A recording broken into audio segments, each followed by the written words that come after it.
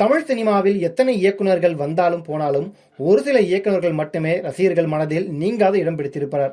அப்படி தமிழ் சினிமாவில் இருக்கக்கூடிய ஒரு மிக முக்கியமான ஒரு சீனியர் இயக்குனர் என்றால் அவர் மணிரத்னம் அவர்கள்தான். அவருடைய திரைப்படத்திற்கும் அவரது இயக்கத்திற்கும் தனி ரசிகர் பட்டாளமே உண்டு. இன்று வரை மணிரத்னம் படத்திற்கு ரசிகர்கள் மத்தியில் மிகப்பெரிய ஆர்வம் நீடித்து வருகிறது. காரணம், அவர் தனது திரைப்படத்தில் காதல் காட்சிகளை விவரிக்கும் விதமாகட்டும், அதை படமாக காட்சிப்படுத்தும் விதத்தில் என பல வகைகளில் ரசிகர்கள் மத்தியில் நீங்காத இடம் பிடித்திருக்கிறார். குறிப்பாக மணிரத்னம் என்றாலே அவரது படங்களில் வரக்கூடிய ஏ.ஆர். ரகுமானின் இசை ரசிகர்களை கட்டி போட்டுவிடும். ரோஜா படத்தில் ஆரம்பித்த இவர்களது கூட்டணி கடைசியாக தக் லைஃப் படம் வரை ஒன்றாக வந்தது. இவர்கள் கூட்டணியில் உருவாகும் படங்களில் பாடல்கள் மற்றும் பிஜிஎம் ரசிகர்கள் மத்தியில் மிகப்பெரிய அளவில் வெற்றி அடைகிறது. இயக்குனர் மணிரத்னம் கடைசியாக கமல்ஹாசன் மற்றும் சிம்பு இவர்களை வைத்து தக் லைஃப் என்ற படத்தை கடந்த 2025ஆம் ஆண்டு ரிலீஸ் செய்தார். இந்த படம் ரசிகர்கள் மத்தியில் மிகப்பெரிய ஏமாற்றத்தை அளித்தது. மணிரத்னமா இந்த படத்தை இயக்கியது என ஏகப்பட்ட விமர்சனங்கள் வந்தன. குறிப்பாக நாயகன் படத்திற்கு பிறகு மணிரத்னம் மற்றும் கமல்ஹாசன் கூட்டணியில் வெளியாகும் இந்த திரைப்படத்திற்கு ஒரு மிகப்பெரிய எதிர்பார்ப்பு நிலவியது.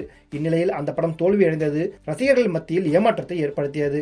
தக் லைஃப் திரைப்படத்திற்கு பிறகு அடுத்ததாக மணிரத்னம் இயக்கக்கூடிய திரைப்படத்திற்கு இப்போது இணையத்தில் கலக்க கொண்டிருக்கக்கூடிய இசையமைப்பாளர் ஷாய் அபியங்கர் இசையமைக்கப் போகிறார் என்கிற தகவல் தற்போது சமூக வலைதளங்களில் மிகப்பெரிய அளவில் வைரலாகிறது.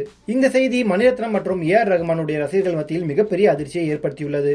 ஆனால் இது குறித்த தகவல் தற்போது ஒன்று கிடைத்துள்ளது. மணிரத்னத்தின் அடுத்த படத்துக்கு இசையமைப்பாளராக சாய் அபியங்கர் பணிபுரிய இருப்பதாக வெளியான தகவல் வெறும் வதந்தியே என்றும் அதில் எந்த உண்மையும் இல்லை என்பது தெரிய வந்துள்ளது. தக் லைஃப் படத்துக்கு பிறகு மணிரத்னம் இயக்க உள்ள அடுத்த படத்தின் நாயகனாக விஜய் சேதுபதி நடிக்க உள்ளார். மெட்ராஸ் டாக்கீஸ் நிறுவனம் தயாரிக்க உள்ள இந்த படத்தின் நாயகியாக சாய் பல்லவி ஒப்பந்தமாகி இருக்கிறார். தனது அடுத்த படத்திலும் ஏ.ஆர். ரகுமானுடன் தான் பணிபுரிந்து வருகிறார் மணிரத்னம். இருவரும் இணைந்து 4 பாடல்கள் வரை உருவாக்கி இருக்கிறார்கள்.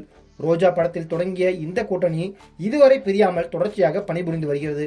ஆகையால் இந்த கூட்டணி பிரியவில்லை என்பது உறுதியாகிறது. ஜூலை மாதத்தில் இந்த படத்தின் படப்பிடிப்பு தொடங்க உள்ளது. ஒரே கட்டமாக படப்பிடிப்பை முடித்து இந்த ஆண்டு இறுதியில் படத்தை வெளியிட வேண்டும் என்கிற முனைப்பில் இருக்கிறார் மணிரத்னம். தியாகராஜன் குமாரராஜா இயக்கி வரும் பாக்கெட் நாவல் படப்பிடிப்பை முடித்துவிட்டு மணிரத்னம் படத்துக்கு ஒரே கட்டமாக தேதிகள் ஒதுக்கி இருக்கிறார் விஜய் சேதுபதி.